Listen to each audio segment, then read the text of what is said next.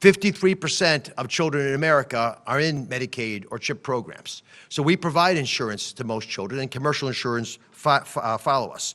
But we are in a weird place in America where we have mixed politics and medicine. And you know what you get when you mix politics and medicine?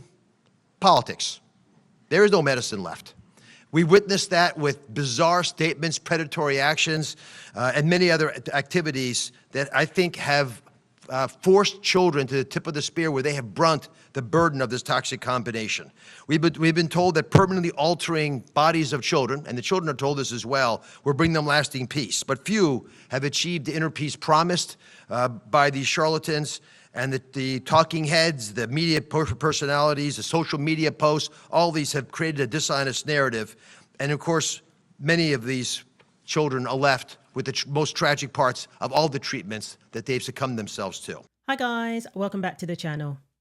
So more great news. The American Society of Plastic Surgeons has released new guidelines, and they no longer recommend so-called gender-affirming care for anyone under the age of 19. So they recommend banning such procedures for minors. Too little too late, of course, but in light of recent lawsuits, where Fox Varian won a medical malpractice suit against a psychiatrist and a surgeon recently, I'm assuming that a lot of these doctors are now scrambling to save their credibility. They're now scrambling to avoid the same fate. So the APSA, which represents 11,000 members, based its new guidelines on an analysis finding that there is insufficient evidence demonstrating a favourable risk-benefit ratio for the pathway of gender-related endocrine and surgical interventions in children and adolescents. Something we've all been saying for the longest time. But suddenly after this lawsuit, they've now changed their tune. Available evidence suggests that a substantial proportion of children with pre-pubertal onset gender dysphoria experience resolution or significant reduction of distress by the time they reach adulthood, absent medical or surgical intervention. So they grow out of it. Something that we were told was bigotry to even suggest. They learn to accept who they are once and for all by the time they reach adulthood. But what happens if they've had healthy body parts cut off so they can look more like a boy? What happens if they've been put on puberty blockers and been chemically castrated? What happens when they are grown, yet their reproductive organs haven't developed properly? You know, we'll see what happens, but these are to be answered questions. So can we avoid puberty and get good adult results? And secondly, how do we assure someone that they're going to be able to be sexually responsive? Do we remove the blockers during the course of their adolescence and let a little bit of puberty come back? Do we delay it a little bit, maybe into Tanner's 3 or 4, maybe before they have their first orgasms? Maybe.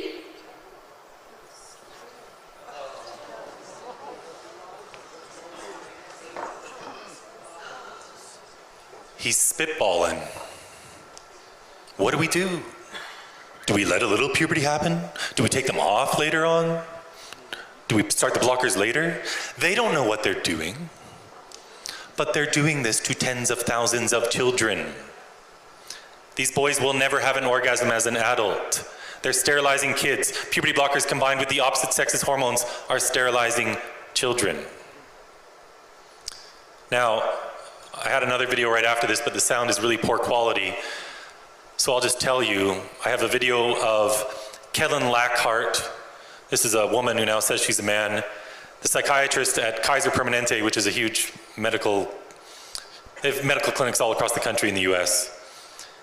And Kellen admits that they have cut off the breasts of girls as young as 12 years old, castrated 16-year-old boys. What they do is they actually slice open the penis and invert it to form what's called a neo-vagina. But because these kids were on puberty blockers, their penis never grew. So they don't have enough tissue to do this surgery. So what do? They cut out some of the boy's colon. Or they cut out some of his stomach lining, the peritoneum, to form the interior lining of this neo-vagina. A lot of detransitioners have come forward saying that these doctors literally ghost them. They're nowhere to be found. Doctors aren't available to help them pick up the pieces, and people even blame them. When what was done to them happened to them as minors, the adults in the room should have protected them. Now they're acting brand new, like this is some recent discovery. What about the Cass report? What about the studies that have shown, for the longest time, that there's no evidence that cosmetic procedures cure mental disorders? Cosmetic procedures shouldn't be the first thing that is suggested. But that's one of the reasons why Fox Varian won her case, because cosmetic procedures was at the forefront of the recommendations given. The first suggestion they came up with was to cut off healthy body parts. And again, the hyperbole that's been pushed and shoved down people's throats for the longest time, calling these cosmetic procedures life-saving, is nothing but a big fat lie. No evidence whatsoever, no proof that these are life-saving procedures. There's no epidemic of young people taking their lives because they were denied surgery. Absolutely ridiculous. But what we're going to find in the future is an epidemic of young people who have been put through this unnecessarily.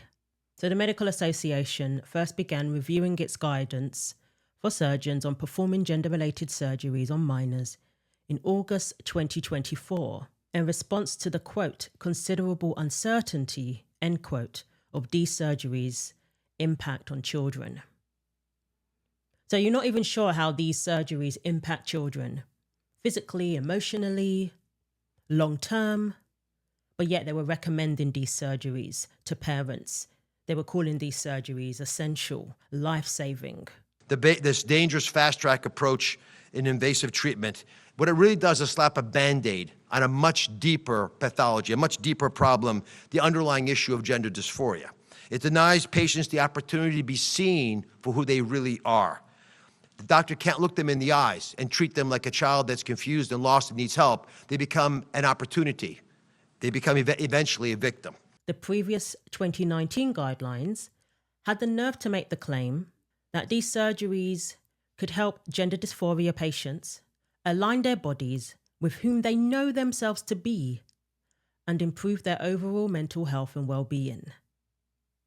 That was what the previous guidelines asserted. Where was the evidence for this? Where was the proof of this? And to claim that this is who they know themselves to be, when the fact is, if you are female, that's what you are.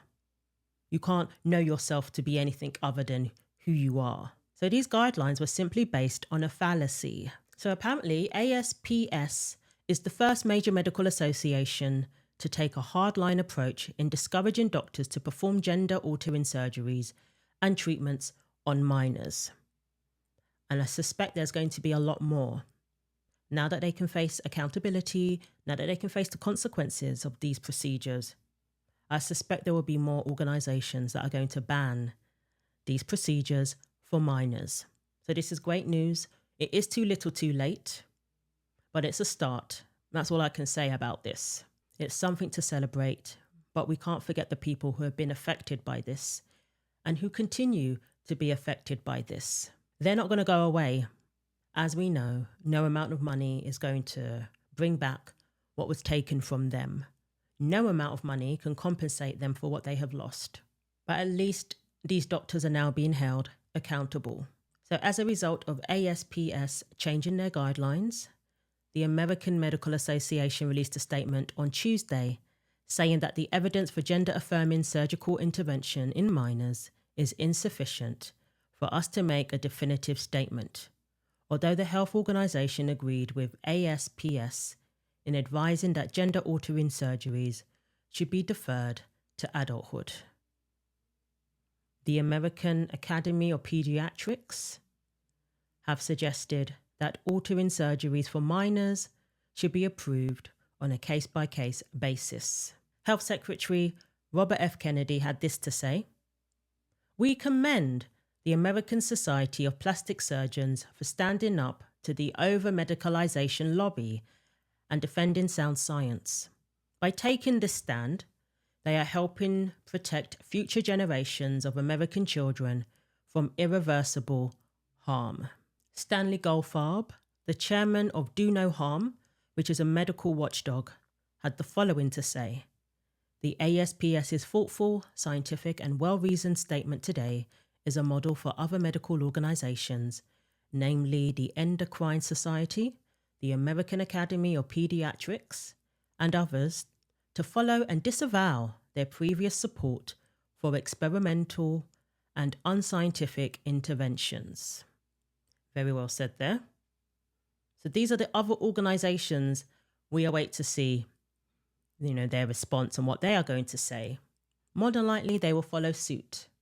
But there still needs to be accountability, and changing your stance should not mean that they evade accountability, even if it means that certain people need to be locked up. Yes, because what has been done to these children is absolutely criminal. So let me know what you think. Thanks for watching. Like, comment, and subscribe. Take care of yourselves, and God willing, I will see you in the next video.